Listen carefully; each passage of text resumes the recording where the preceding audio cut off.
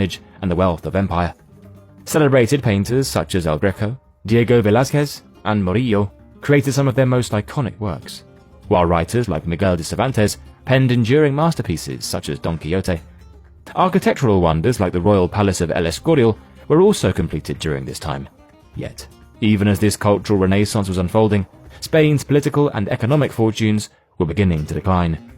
The 1600s saw Spain become embroiled in the 30 Years' War, as well as other pan-European conflicts that further drained its strength. Multiple crises occurred throughout the century. Portugal successfully restored its independence, ending the Iberian Union in 1640. Revolts in Catalonia and territorial losses to France, formalized in the Treaty of the Pyrenees in 1659, further eroded Spain's standing in European affairs.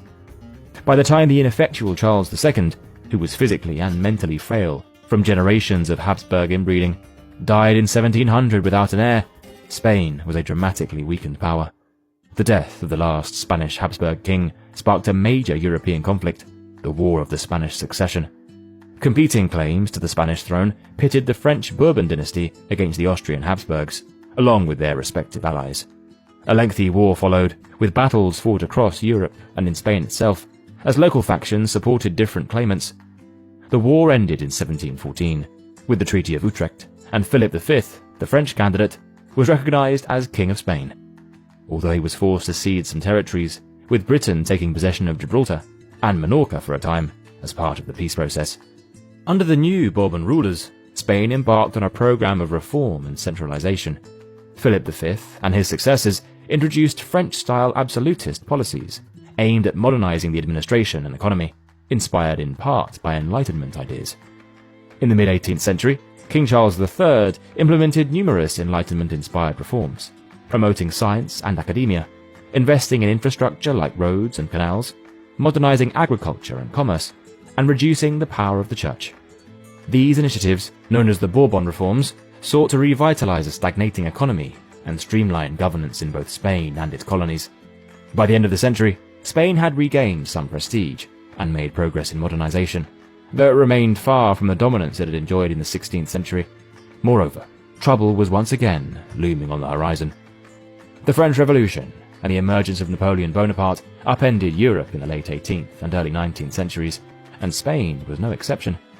Initially an ally of Napoleonic France, Spain's fortunes shifted in 1808, when Napoleon seized the Spanish throne and installed his brother, Joseph Bonaparte, as king.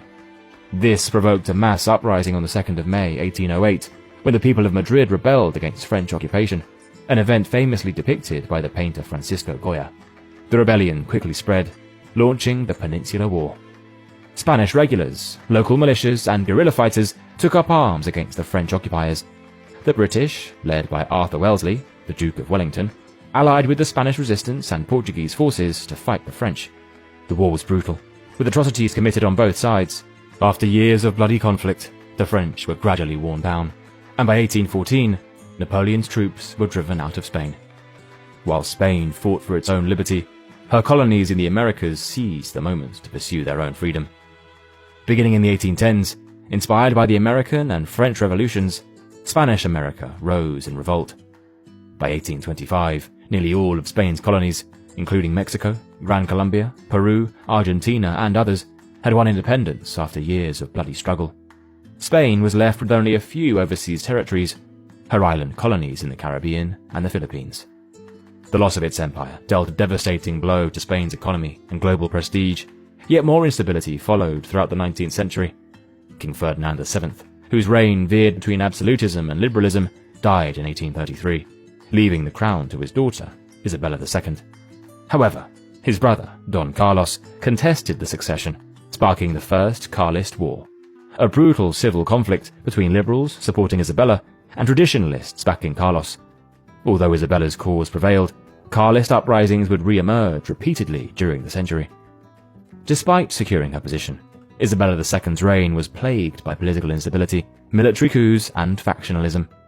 There were signs of modernization, with the emergence of railways, industrial growth, and fledgling liberal reforms across the country.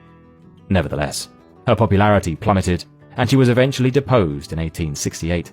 This ushered in a brief period of political experimentation. In 1870, the Italian Amedio I became king, but he abdicated after only 3 tumultuous years. The resulting First Spanish Republic, proclaimed in his wake, quickly collapsed also amid internal divisions and renewed Carlist violence. The Bourbon dynasty was restored in 1875, with Isabella's son, King Alfonso XII, taking the throne. A new constitution was introduced, along with a political system based on alternating conservative and liberal governments in an attempt to stabilize the country. This period brought a degree of political calm to a beleaguered Spain. Yet further humiliation followed in the final years of the century with the outbreak of the Spanish-American War in 1898. What began as US support for Cuban independence quickly escalated into a disastrous war that stripped Spain of all its remaining major overseas colonies: Cuba, Puerto Rico, and the Philippines. The disaster